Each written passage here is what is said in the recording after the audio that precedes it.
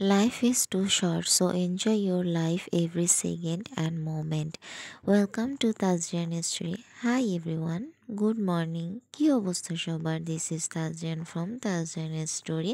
আজকে চলে আসলাম আরেকটি সুন্দর দিনে সুন্দর ভিডিও নিয়ে। সো আজকে সারাদিন কি করেছি না করেছি সব তোমাদের সাথে শেয়ার করব। সো চলো ভিডিওটি শুরু করা যাক। ভিডিওটি অবশ্যই তোমরা শেষ পর্যন্ত দেখবে।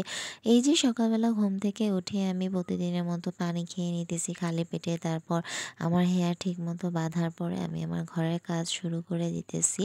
আর হ্যাঁ, আমার এফবি পেজটা তোমরা সবাই like comment share and follow করে দিও। পাশাপাশি আমার ইউটিউব চ্যানেলটিও সাবস্ক্রাইব করে দিও। এই যে তোমাদের যে আয়নাটা দেখাচ্ছি, এটা হচ্ছে আমার আম্মুর বিয়ের আয়না। দেখো বাবা নাই, তারপরও আম্মু বিয়ের আয়না। তার মানে আম্মুর বিয়ের আয়না কি সুন্দরভাবে যত্ন করে এখনও রেখে দিছে। এখনও কত সুন্দর আছে। আসলে স্মৃতি না, স্মৃতি, তাই না? স্মৃতি তো আর কখনো মুছে ফেলা যায় না। তারপর এই যে আমি এখানে সোফাগুলো সুন্দরভাবে ঝাড়াঝাড়ি করে পরিপাটি করে গুছিয়ে নিয়েছি। আমার রুমটাও সুন্দরভাবে আমি গুছিয়ে নিয়েছি। তারপর চলে আসলাম আমার নাস্তা খেতে। নাস্তা খাওয়া দাওয়া শেষ করে আমি বাইরে চলে গেছিলাম। বাইরে কিছু কাজ ছিল আমার, মানে ভার্সিটিতে কিছু কাগজপত্র জমা দেওয়া ছিল, ওগুলা কাজে গেছিলাম। এই আর কি। তারপর একটু নিজে নিজে মানে এনজয় করলাম আর কি, নিজেকে সময় দিলাম। তোমাদের সাথেও শেয়ার করতেছি। ওই দিনকে আসলে ভালোই ছিল, আর রোদটাও ভালো লাগতেছিল। সব মিলে একটা ভালোই দিন কাটছে। আর তারপরে তো এই যে আমার কলেজের সামনে আমি একটা ভিডিও ক্লিপ নিয়ে নিতেছি, তোমাদের সাথে শেয়ার করলাম। আমার কলেজ গেটের বাইরের অংশটুকু, কিছু অংশ।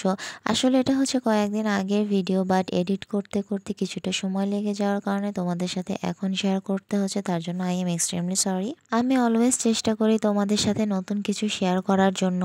তারপর বাসায় এসে গোসল টোসল করে তোমাদের সাথে একটু ক্লিপ নিতেছি। দেখো কি সুন্দর হয়ে গেছে আমি গোসল করে, লা লা লা লা লা। তারপরে আবার আম্মু রাঁধছিল ল্যাটকে খিচুড়ি, তারপর হচ্ছে ডিম ভাজা, শুকনো মরিচ, সাথে চাটনিও ছিল।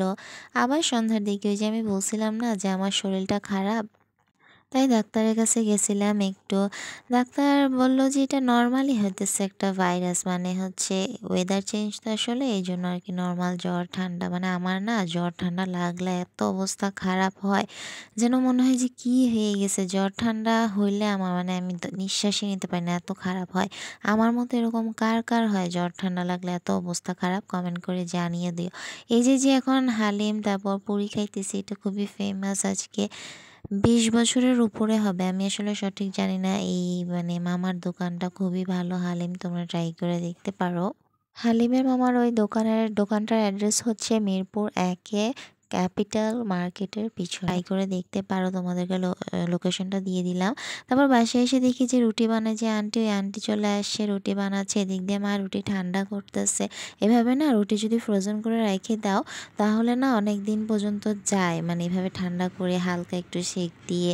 তোমরা যদি রুটিটা ফ্রোজেন করো তাহলে যখন ইচ্ছা তোমরা তখনই রুটি সেকে খেতে পারবে। এতে করে ডেলি ডেলি যে রুটি বানানোর একটা ঝামেলা সেটি আর থাকবে না। তারপর এই যে আমি একটু চা খেয়ে নিতেছি, মাথা ব্যথা করতেছিল, ডিনারও করে নিলাম এর মধ্যে। সো আজকের মতো এখানেই, দেখা হবে নেক্সট কোনো